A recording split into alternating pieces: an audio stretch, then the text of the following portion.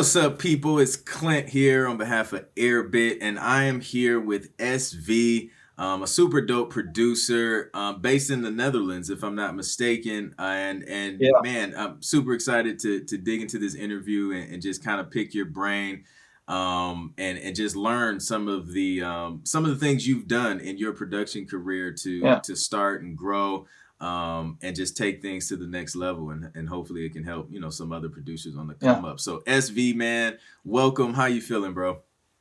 Thanks a lot, man. Thanks for having me. First of all, I'm doing very well. Yeah, I'm excited to discuss some things with you. So let's Awesome. do it. Yeah, Indeed, man. So I was reading a little bit about your bio, and it seems like you kind of have that background in music with your dad being a drummer in a yeah. band. Like, was that kind of like your initial exposure to music? Like, what was that like? I grew up with a lot of music. I had the drum kit on my room when I was little, so I got the rhythm from my dad. He was in a band, and yeah, I grew up listening to a lot of R&B stuff.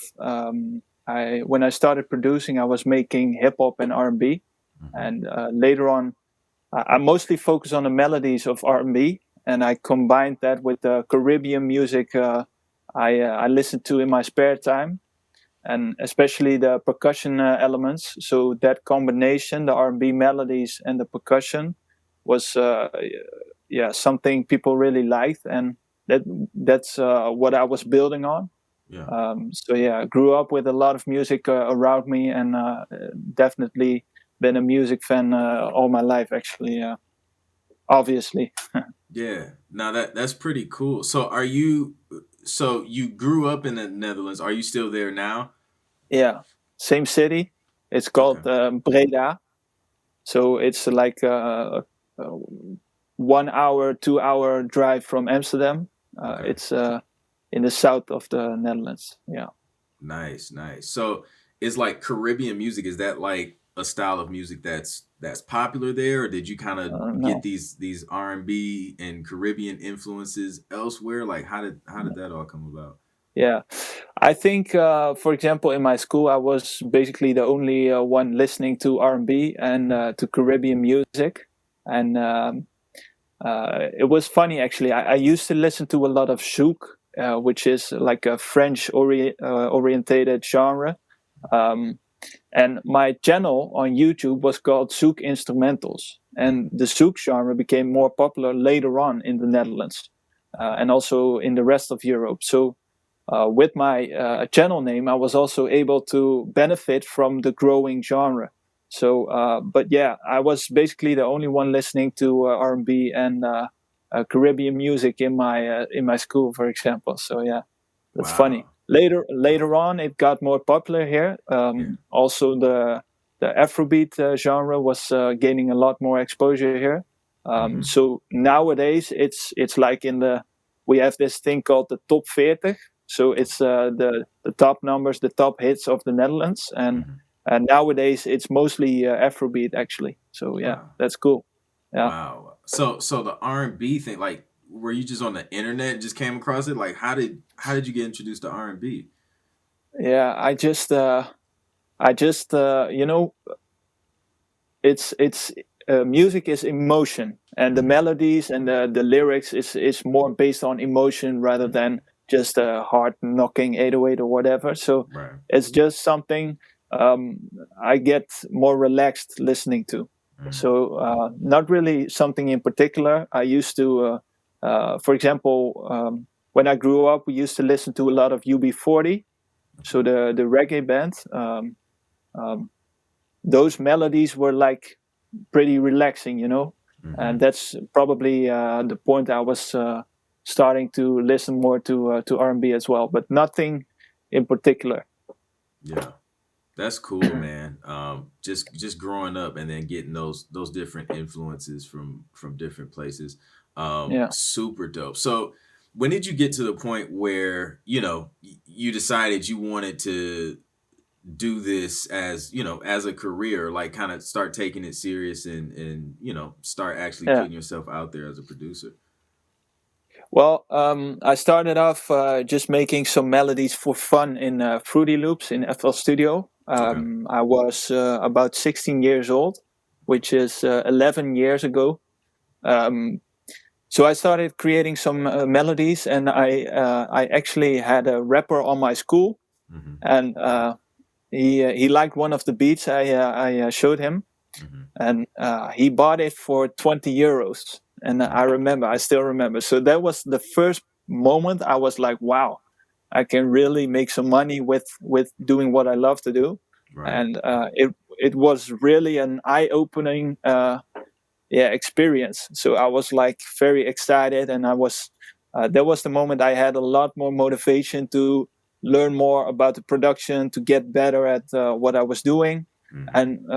And things really started taking off when I was after my school. I graduated, and I had this full-time job at a company selling DJ gear and producer gear. Okay. um, I already had my web shop back then, but it was taking me a lot of time to combine those two. I also had a girlfriend, so um, a little hectic at some Yeah. points. So that was the moment I decided to quit my job at the company, and I would try to focus on my music career, Mm-hmm. because I didn't have a home yet, so not really that much responsibility. So I was like, why not give it a try now? Mm-hmm. If I want to, I need to do it right now before I have all these responsibilities. And that first year was really I was able to grow 100% in revenue for my with my company. So that was really the first point. It was like getting very serious, and I was also being more serious about it. Yeah. So that was really nice. Yeah, nah, that's dope. I feel like, especially when we start out young, because I think I started like around 15, 16 as well. Yeah, We're just doing it because it's fun. We love it. Sounds cool. It's relaxing. yeah, And you don't really realize that it also has value attached to it, and people are like willing to pay you for your music. So yeah, it's great that you realize that, at a young age, before, like you said, before you had all these yeah, responsibilities, you can take more risks, when you're yeah. you're younger. So that's really cool, man. So after you sold that first beat to, the rapper in your school, like, did Mhm. you just kind of go straight to selling beats online, or was it just kind of like a one-to-one personal transaction? Like, how did Yeah. that look for you? At first, I was focused on creating better beats. Okay.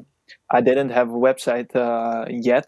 Okay. Um, I started off selling beats online on SoundClick, actually. So that Okay. was like the main platform to sell your productions. Hmm. And I just saw, people making a lot of sales, and that was really motivating for me to get better at what I was doing. So that was basically my first website, and I think it was like half a year after I sold my first beat for $20. Okay. So SoundClick is the beginning for my Yeah. online platform. Yeah. Super dope. Super dope. And then how old were you when you started on SoundClick? Uh, I guess 17 or something. Okay, cool. And then So did like once you got on SoundClick, did like sales take off immediately, or was it kind of like a nah, learning process?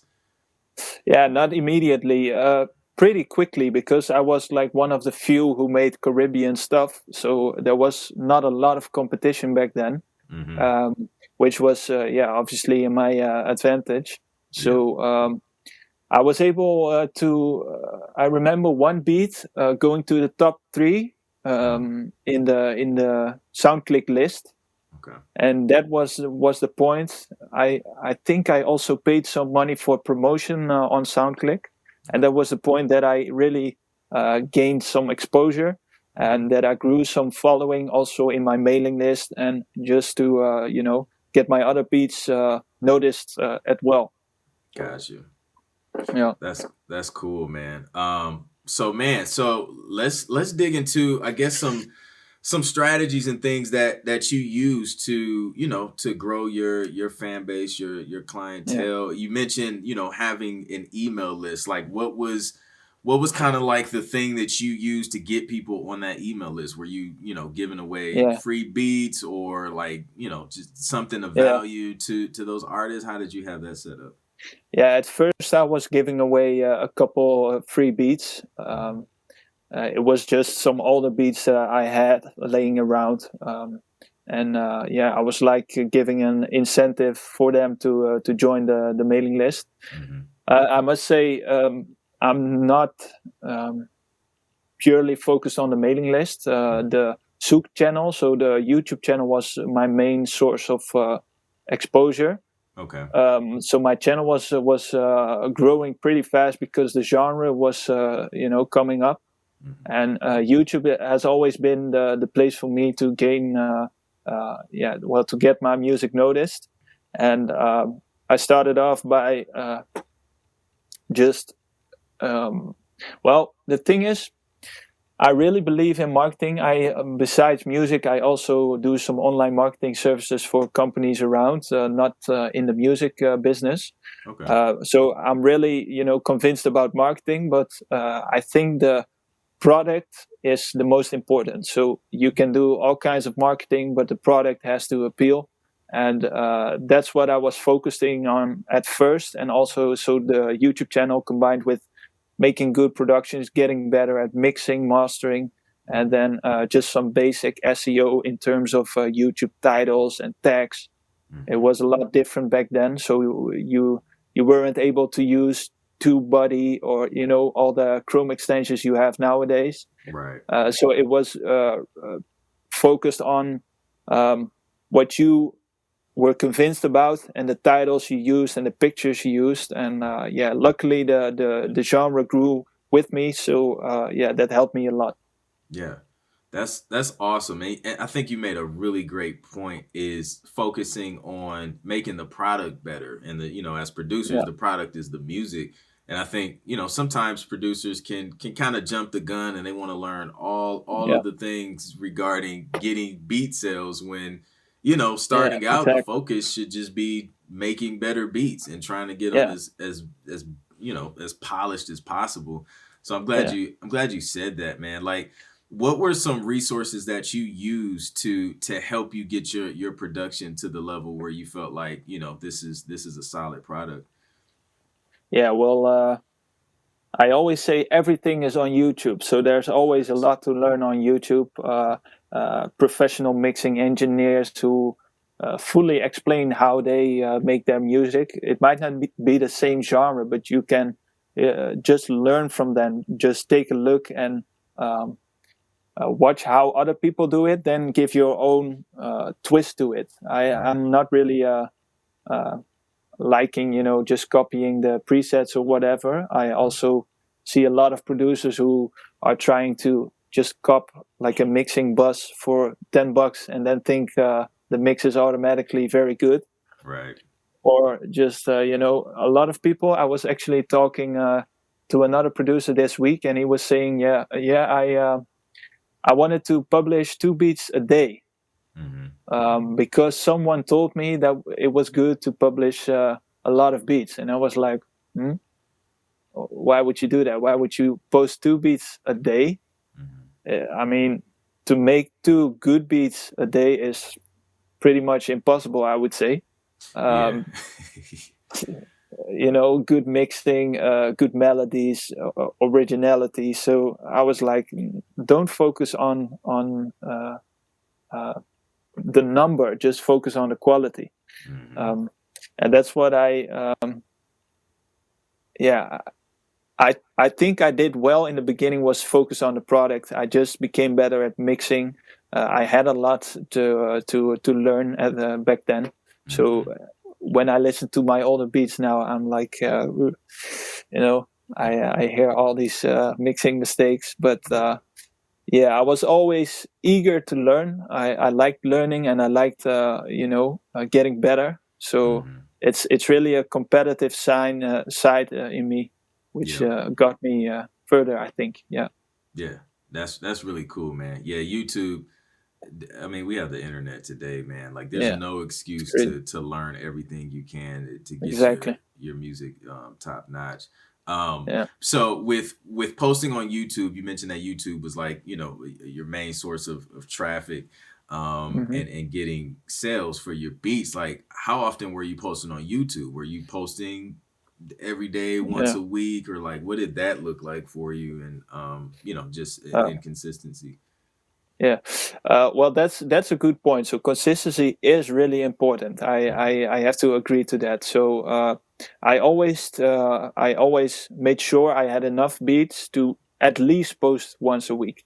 Okay. If I was going on a holiday or whatever, it would be scheduled already, and I Mm-hmm. would have some beats ready to be uploaded.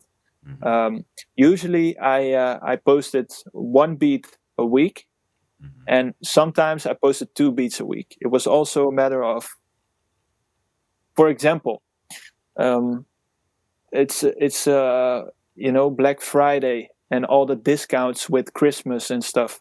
Yeah.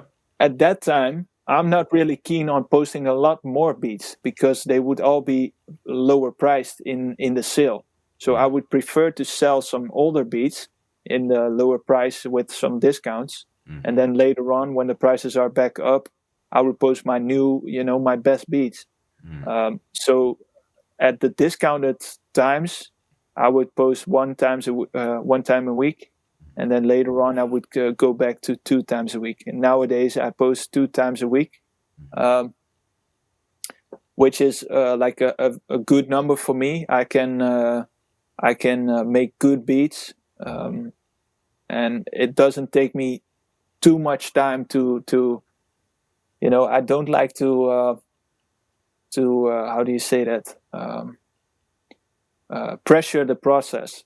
Yeah. So I don't want I want to be free, and I want to make music and just do it in my own zone and in my own time schedule. Take my time for it, and I don't want to be rushed. I don't want Yeah. to feel rushed because I think it's not good for the creativity. So Mm-hmm. nowadays, two times a week, and that's very doable for me. And Mm-hmm. I still like to make two beats a week, but not that much more. So I also like to go away, get out of the studio, and refresh my brain a little, and then come back later on when I have some inspiration. Yeah. That's really cool, man. Especially as creatives, I think it's important for us to kind of, you know, to Yeah, get away, man, and take a break, take a mental break, yeah, and gather more inspiration. You know what I mean? Because yeah. you know, just being in a different, you know, surrounding or scenery, can spark inspiration Exactly. too. Yeah, So that's cool. yeah, So yeah, it seems like you found like a pocket to where you can be consistent and still be creative without the yeah, pressure of like I have to get this many beats out, yeah. and just like, you know, fill up the beat store with as many beats as possible. So Exactly. Yeah. that's really cool, man. And I think that's different for each producer. You have Yeah. to get to know yourself in that way, and yeah, just see what works for you. Yeah. And that's the thing. You have to figure it out for yourself, and don't base it on someone else's opinion. Just figure out a way that works for you. Be Mhm. consistent that way, and be sure you bring the best possible beats. That's Yeah. that's the most important. And then I would say the rest would follow. So people focusing on bulk or whatever, just focus Mhm. on the quality. And that's also a good point I would like to make. I think, people talk about mistakes. I don't really think you can make mistakes. I think you can do some things that turn out a little different from what you expect, and then learn from it. Mhm. But there was a time I was focusing a lot on a particular genre that I expected people, to want me to produce. Yeah. So I was focusing on, yeah, I was like making a boundary for my creativity, and Mhm. that's something nowadays I wouldn't do anymore. So I would just make what I like to make, and Mhm. just be 100% creative, and then let the music do the work, and people will find you. If you you know if you can put your passion in it, people will hear that probably. So if you're focusing, for example, I was doing a lot of Afrobeat instrumentals, Hmm. and I just got less creative. I was mostly making the same type beats. I was Hmm. copying some project files and then switching up a little, but Hmm. I wasn't really, doing everything I was able to. So Yeah. I would say don't focus on what people expect from you or you think they expect from you. Hmm. Just do what you love, and it will probably be heard in the quality as well. Yeah, that's a really good point because, I feel like some people, they may feel like, I have to do what's like the trending sound or Yeah, what you see all the other top producers on Airbit yeah, producing, but you're saying like, yo, like just find your lane and do what you love to do, and then the right exactly. people will come along and find that. And it seems like that's what you did in your career because you were soaking in genres of music that in your area of the world just wasn't even, nobody was really listening to it Yeah. like that. Yeah, um I actually had to talk to Wasim to add the Zouk genre to the list of genres on Airbit. wow. And Wow. and for example, the another example is Stone Jones. A big Oh, he's a shout out beast. to him. Yeah. Really good quality, but he Yep. makes what he wants to make, and he Yep. puts his passion in it. And yeah, people love his work. And Yeah. it's No. just really good music, and he doesn't follow like guidelines what to make or whatever. Just focus on what you want to do, stay in your lane, and uh, grow your grow your skills. Yeah. That's super dope, man. So one thing I've been wondering, man. So like when you guys started selling beats online, like or even now, is most of your customer base from the Netherlands or the States, or Uh, like what does your customer base look like as far as yeah, regions? mostly from the States, and Okay. also a lot of people from France. So like I said, Zouk, Kizomba, and Afrobeat are mostly French orientated. Okay. So the rappers and the singers are mostly from French speaking countries. So yeah, Gotcha. but the most people are from the States. Yeah, That's cool, man. That's super cool. yeah. And you're like, dude, you're like an Airbit pioneer, man, getting them to change or add genres and things like that. That's super dope. Yeah, Man, so you talked a little bit about, I guess a lesson you learned, um, and that you feel like everything kind of happens for a reason, not necessarily like a mistake. So that's really cool, man. So is YouTube like still kind of like your main source of traffic, or did you start diving into yeah, other marketing things, especially with you kind of having that marketing experience? yeah. Like, what does that look like for you? Yeah, so YouTube is still my main source of exposure. I Okay, have like 112,000 subscribers there, so it's a nice. pretty good following. And Mhm. also, the check mark helps in gaining the professional image. Sure. Besides that, I make some landing pages on my website. Okay. So just in Google, some SEO. Hmm. That's helping a lot too. And I actually I also do some lessons nowadays with young talented producers, and I help them to do the same for their websites, Okay. and for their YouTube. So that's also very nice to do. Gives me a lot of inspiration, and it's fun to help others as well. So but yeah, YouTube is still my main thing, pretty much. Nice. So in the next like 5 to 10 years, man, where do you see yourself going? Business wise, do you have any plans as far as like your production business, or what do you have Yeah. going on, or where do you see yourself in that? So in 5 years, I think I would be doing pretty much the same as I'm doing now. Um, I'm in talks with a couple of big artists.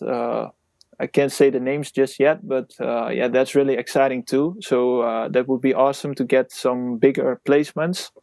My web shop would still be running. I will still be publishing at least one big beat a week. Mhm. Um, I'm also a little yeah, gaining some exposure in cryptocurrencies. Okay. So the money I earned, I would like to, yeah, to put it to work and Yeah. maybe use it for some other stuff of my business as well. So that's what I was focusing on lately as well. Yeah. And yeah, especially the talks with the people who, are really well connected in the scene is really something I'm excited about. Uh, Hopefully, I can share the news with you soon. Yeah. So That'd be awesome. that would be awesome to put on the list as well. It's besides that, I would just be doing the same because I love how it's going now, and I think I've found a good balance between fun and business, and I Yeah. think that's really important. So you start off, music is your hobby. You make your first sale, and then it's very easy to focus on the business side. Mhm. While it's a lot better to keep the fun in, Right. because if that's in, you probably will make better music, and the rest will follow as well. So Yeah. that's a thing I'm focused on as well, and for now it's been going very well. So I'm very grateful for everything. Yeah, that's been happening. Yeah. That's awesome, man. And wishing you the best on all of those things as well, Thanks man. a lot, man. Yeah, Thanks. super exciting to see you pushing through and moving forward, man, and taking things to the next level. Appreciate it. Man, what's some last words, some advice that you would give to producers just starting out? What's something they should focus on? What's something that you feel Yeah, like would encourage them, man, to keep going yeah, and get to where you are eventually? yeah. Yeah, I would say find a way that works for you in terms of creativity. Don't be fooled by looking at other people. Focus on your own thing. Create your own sound. That's probably the best advice I can give. So um, create your own sound. What's unique about you, and what people do you have to reach with that music? So how is it possible to get exposure to the people who would like your music? And for that you can always learn on YouTube. There's enough stuff to learn about SEO in Google, YouTube. Beat mixing, mastering is very important. You can have like a good melody and the beat would be like a 7, and if the mixing and mastering is good, you can bring it to a 9 or a 10, Yeah. which will automatically, be visible in the sales probably. And yeah, if you need any help with that, you can reach out on Instagram at BeatsbySV.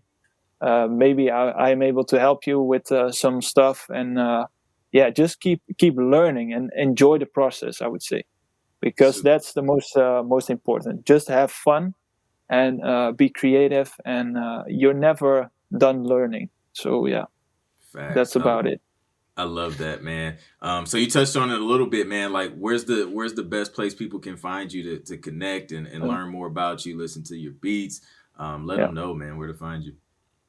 yeah. Well, all the beats are on beatsbysv.com, and they can find me on Instagram at beatsbysv, and they can also reach out on WhatsApp. My number is in the YouTube descriptions, so you can find them there.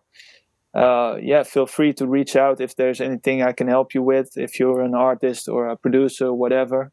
And yeah, it's also very nice to meet you, Clint. Uh, Absolutely, man. Likewise. yeah, we haven't talked before, but I can see you're a really good guy. So yeah, Thank you. appreciate it. Thanks for having me. That's a Absolutely, man. Thank you for taking the time to pleasure. chop it Yeah. up with us, man.